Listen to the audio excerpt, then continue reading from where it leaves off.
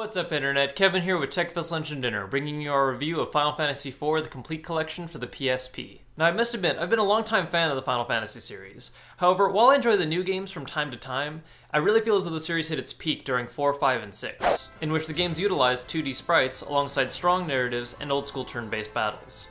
While this entry has been remade a number of times before on PlayStation, Game Boy Advance, and the DS, this particular port has the benefit of not only featuring the original Final Fantasy IV, but also the After Years, a sequel that up until now was only available as a WiiWare title in the USA. Then to really make this collection complete, the game also has a third storyline entitled Interlude, which helps to bridge the gap between both games. The first game in the collection, the original Final Fantasy IV, is very similar to its GBA incarnation.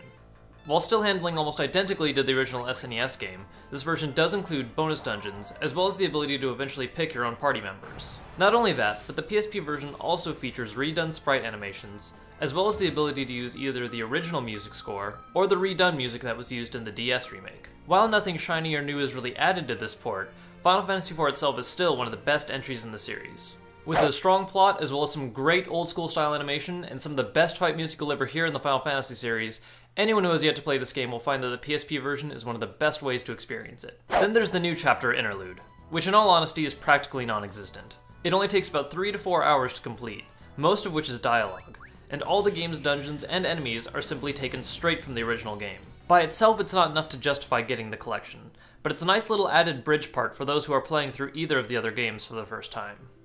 Last but not least is the After Years, a sequel which takes place almost 20 years after the original game, and features a chapter-based storyline in which events are viewed from many different characters' perspectives, until the final chapter in which they all join together.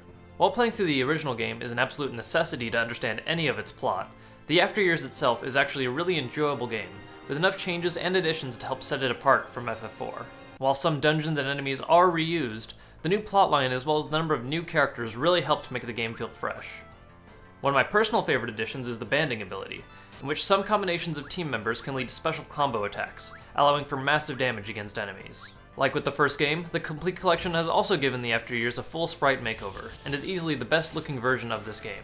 In all honesty, the collection itself really hasn't added that much to the original games, and the new Interlude chapter by itself isn't enough to justify picking up the game. However, if you have yet to play the original game and or the After Years, then the complete collection is easily the best way to pick up both of these fantastic games. Anyone who's a fan of the Final Fantasy series will surely enjoy this port. However, for those of you that loathe the series, but only know it for what it's become since Final Fantasy VII, I really think you should give this one a shot, because it really shows what it once was, and is well worth playing for any RPG fan. I'm Kevin for TLD, thanks for watching. Get colder in here?